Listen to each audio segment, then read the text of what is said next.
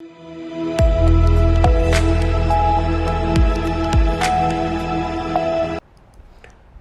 मैं हूं अखिलेश पांडे और आप देख रहे हैं सी न्यूज़ भारत। वक्त हो चुका है न्यूज़ आवर का।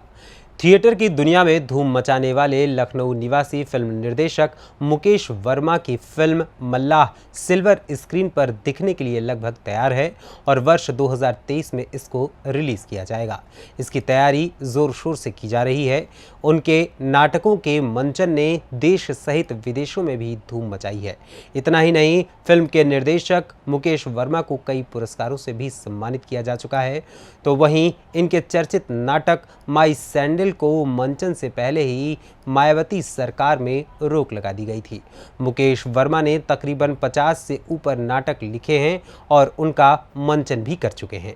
देश में नदियों की सफाई के नाम पर करोड़ों अरबों रुपए खर्च किए जा चुके हैं, लेकिन हालात जैसे के तैसे हैं और ऐसे ही हालात कुछ नदियों के किनारे बसने वाले मल्लाहों का भी है। न नदियों की सफाई हो पाई, न मल्लाहों के जीवन में कोई सुधार आ पाया। फिल्म निर्देशक मुकेश वर्मा ने बताया कि मल्लाह फिल्म में मल्लाह वास्तविक जिंदगी कैसे जीता है, वो अपनी असल जिंदगी में कितनी कठिनाइयों का सामना करता है, नदियों के लिए मल्लाह भूमिका कितनी अहम है, इस फिल्म के जरिए बताने की कोशिश की जा रही है। इस फिल्म में अभिनय करने वाले यजुर मारवाह, विंध्या तिवारी, पुनीत वशिष्ठ सहित अन्य कलाकार भी उत्तर प्रदेश के ही रहने वाले हैं। मुकेश वर्मा बताते हैं कि थिएटर से सिल्वर स्क्रीन तक पहुंचने का सफर लोगों से मिले प्यार से ही संभव हो पाया है।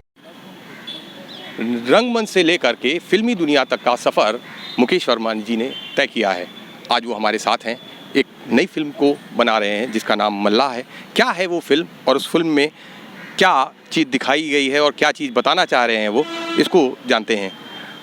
मुकेश सर, इस बार आप जो है रंगमंच की दुनिया से उठते हुए अब पिक्चर की दुनिया में आ रहे और इस बार आप एक नई फिल्म बना रहे हैं मल्लाह। क्या है सर ये फिल्म? पहले बहुत बहुत शुक्रिया सी न्यूज़ का आपका कि यहाँ पर एक मुद्दे को लेके आज आपने बात को छेड़ा। दरअसल एक लंबे समय से मैं रंगमंच कर रहा था। तमाम जो नाटक लखनऊ में खेले और देश के अलग अलग प्रदेशों में जाके खेले, कहीं ना कहीं जो मुद्दा हमेशा होता था रंगमंच का कि समसामयिक होता था, लोगों की कहानियाँ होती थी, उनकी आसपास की जो जुड़ी समस्याएं होती थी, उसको लेकर मैंने मंचन हमेशा करता रहा। और उसी बीच में मैंने नाटक 2012 से लगातार अभी तक मैं कथा चला रहा था। अचानक ख्याल आया, तमाम लोगों ने कहा कि ये इसको सिल्वर स्क्रीन पे जाना चाहिए, बड़े पर्दे पे जाना चाहिए। तो उसके बीच में जो दिमाग में गुत्थम गुत्था चल रहा था, पूरी तरीके से सोच में जो चल रहा था, मंथन जो चल रहा था, उस मंथन का नतीजा निकल के जो आया उसे जो कहानी के रूप में आया करीब 5-6 साल पहले, वो मल्लाह के रूप में आया। उस कहानी को गुत्ते गुत्ते मुझे लगा कि तमाम जो चीज़ें थीं अभी तक जो सिल्वर स्क्रीन पर नहीं कही गई थी, उस समस्याओं को नहीं कहा गया था, तो उस पूरी कहानी को जो मंची प्रदर्शन था वो सिल्वर स्क्रीन पे आपके सामने जो है आएगा। और इसको कहानी को रचने के लिए ये पूरी रिसर्च पूरी जो हमारी टीम थी वो सब मिल के एक बेहतर कहानी को कहा गया। इसके साथ में जब कहानी को जब लाया गया तो इसको पूरी शूटिंग अभी हाल ही में हम लोगों ने करते हुए चले आ रहा। अभी हमारा कुछ पार्ट अभी हालांकि शेष अभी कुछ बचा हुआ है, लेकिन इस कहानी को करते समय और तमाम जो चीज़ें गुजरी अभी तक का वो सभी कुछ बहुत अच्छी रहीं और इस पूरी टीम ने जो हमारी मेहनत की वो भी बहुत अच्छा रहा। और इस कहानी को कहने का उद्देश्य ये है कि जो हमारे जो समाज में जो तमाम चीज़ें ऐसी होती हैं, जो घटनाएं होती हैं, कहीं ना कहीं जो हमारे करीब होती हैं, उनको दर्शकों तक पहुंचना चाहिए। मालूम होना चाहिए कि गंगा माँ के लिए, गंगा जी के लिए, जैसे जिस श्रद्धाओं में हम अपने शब्दों में हम श्रद्धांजलि अर्पित करते हैं, अपनी अपनी बात को कहते हैं, वो नमन करते हैं माँ गंगा को, कि कहीं ना कहीं जो जिम्मेदार कौन है, किस तरीके से तमाम चीज़ें होनी चाहिए और कितनी हमारी जवाबदेही बनती है माँ गंगा के लिए।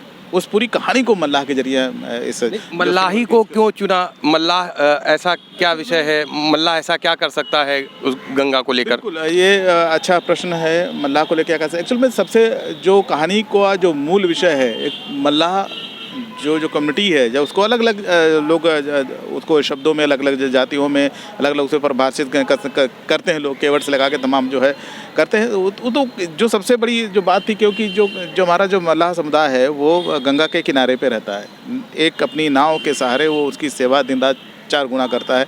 और शायद ही कोई जब तक अगर मल्लाह के सामने कोई अगर डूब रहा होगा तो वो उसकी जान बच जाएगी, ये तय है। तो ये वहाँ पे चाहे स्वच्छता अभियान को लेके, तमाम चीज़ों को लेके है, इस सब को लेके कहीं ना कहीं एक ज़रूरत है उनके अधिकारों के लिए भी बात करना, चाहे उन्हें एजुकेशन से लगा के उनके एम्पावरमेंट की बात कर रहे हैं। एम्पावरमेंट की बात कर रहे हैं, उनको जब तक सशक्त नहीं करेंगे, यानी कि जो अगर माली जो है हमारे बगीचे की जो सेवा कर रहा है, अगर उसको सब सुविधाएं उस तरीके से उनको मुहैया करा दी जाए तो निश्चित रूप से वो बगीचा हमेशा हरा भरा रहेगा और इससे बैठने वाले लोगों को भी लगेगा कि हाँ यार, मैं बहुत अच्छी जगह बैठा हूँ। और हमेशा किसी भी बगीचे में बैठते हैं तो आप ज़रूर पूछते हैं कि भैया यहाँ का माली कौन है।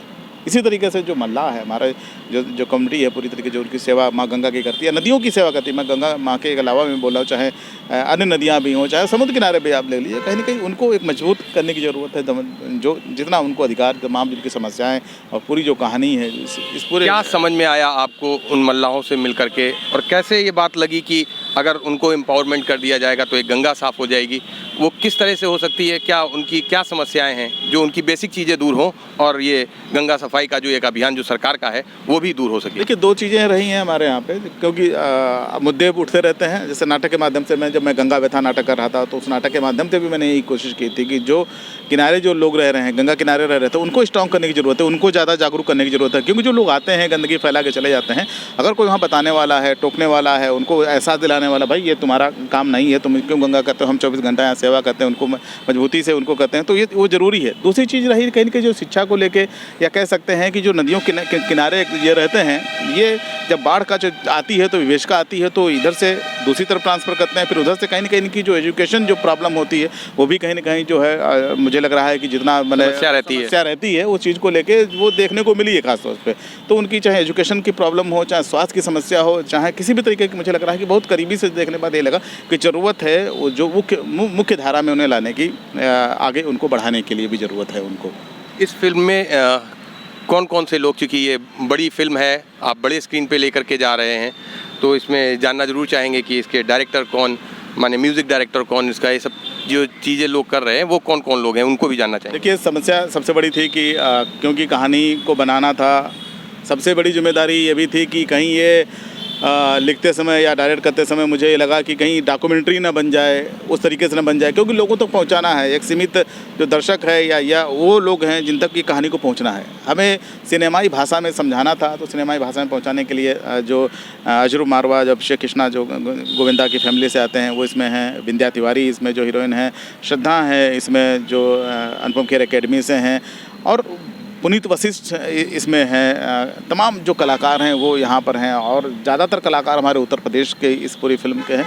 सबसे बड़ी बात थी कि म्यूजिक मल्लाह के किरदार को कौन निभा रहा है, ये भी जानना चाहिए। मल्लाह के किरदार को, उसमें जितने किरदार हैं जो गंगा किनारे जो उसमें जितने भी हैं, सब वो मल्लाह के किरदारों को निभा रहे हैं। उसमें एक कम्युनिटी जो विशेष तरीके से, जिसमें जो रिश्तों को विनोती हुई जो पूरी कहानी है, वहाँ मैं जो अभिनय कर रहा मैं उनको जानना चाह रहा हूँ। देखिए, अभिनय में विंध्या तिवारी में है हमारे, और यजरू मारवा हैं इसमें, ये जो वहाँ गंगा किनारे हैं, श्रद्धा हैं, ये सब जो मल्लाह की जो कम्युनिटी का जो लीड जो पूरा कर रहे हैं, किस तरीके से उनके सपनों को पूरा अपने कर रहे हैं, जो पुरखे जो तमाम जो सपने अधूरे छोड़ गए थे उनके सपनों को किस तरीके से पूरा कर रहे हैं, ये इस पूरी कहानी को देखने को मिलेगा। सबसे बड़ी जो म्यूजिक वाली आपने बात पहुँची, इसमें प्यारे लाल जी के भतीजे मोंटी शर्मा जी इसमें म्यूजिक दे रहे हैं, जिन्होंने ब्लैक, देवदास, सामरिया, बड़ी फिल्मों में इनकी जो सहभागिता रही है, बड़ी फिल्मों में उन्होंने म्यूजिक किया, और उनको रिक्वेस्ट को उन्होंने हमारी जो माना, ये कहीं ना कहीं लगा कि था कि क्योंकि ब्लैक जैसी जो तमाम जो जब टीम बैठा था, सोच रहा था तमाम चीज़ों को लेकर, जब डिस्कस किया तो कहीं ना कहीं म्यूजिक की एक समस्या कहीं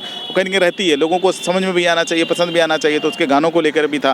तो जब तमाम चीज़ों को लेकर बात हुई तो उन्होंने बिल्कुल ना नहीं किया, उन्हें सब्जेक्ट बहुत अच्छा लगा, उन्होंने कहा कि मैं इस फिल्म को कर रहा हूँ और जितना हो सकेगा मैं बेहतर से बेहतर म्यूजिक को दूंगा। तो निश्चित रूप से जो बीच में जो म्यूजिक फिल्मों से गायब हो गया था, ये पूरा विश्वास है कि एक बेहतर म्यूजिक जो है वो भी सुनने को लोगों को मिलेगा, और एक अच्छा जो कॉन्सेप्ट जो जाना चाहिए लोगों तक वो भी जाएगा, ये मेरा पूरा विश्वास है। सबसे अच्छी बात यही है कि जो हम एक लोगों ने भरोसा करके, हमारे प्रोड्यूसर जो धर्मेंद्र जी हैं उन्होंने भरोसा किया, उस कहानी पे भरोसा किया, हमारी टीम पे भरोसा किया, जिसके लिए हम उन्हें भी हम बहुत बहुत शुक्रगुजार हैं। क्योंकि जाहिर सी बात है कि तमाम चीज़ें होती हैं, लोग यहाँ से भाग के बाहर जाते हैं, लेकिन ये पूरी टीम जो है उत्तर प्रदेश की टीम है, यहाँ के जो लोग हैं वो टीम पूरी यहाँ की है। कैमरा मैन चाहे हमारे विवेक शर्मा हों, हमारे क्रिएटिव हेड करण, जी हैं, जितने भी लोग हमारे हैं, जिन लोगों ने काम किया, नीटू राणा यहाँ जो हमारे जो उसको जो आर्ट डायरेक्टर थे, जब ज़्यादातर लोग हमारे यहीं के लोग हैं और बेहतर काम किया है। निश्चित रूप से वो सिनेमा में देखने को मिलेगा। जिस तपिश में हम लोगों ने पूरा जो वहाँ पे शूट किया है, वो पूरा जो कैनवस और सिल्वर स्क्रीन पे,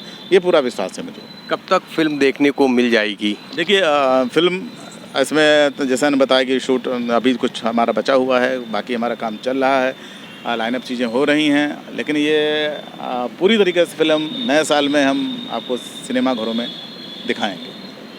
तो आप मुकेश वर्मा जी थे जो इसके डायरेक्टर हैं, लेखक हैं। इन्होंने ये फिल्म जो बनाई उसके पीछे का जो उद्देश्य था वो यही है कि गंगा सफाई को लेकर के जो चीज़ें रह जाती हैं, सरकारें उन्हें नहीं कर पाती हैं, यदि ये काम मल्लाहों से अगर कराया जाता, उनको अगर सशक्त कराया जाता तो शायद कहीं बेहतर होता। लखनऊ से सी न्यूज़ संवाददाता कवि तिवारी की रिपोर्ट। फिलहाल इस खबर में इतना ही। देश दुनिया की तमाम खबरों के लिए देखते रहें सी न्यूज़ भारत। हर खबर आपके साथ, आपके हाथ।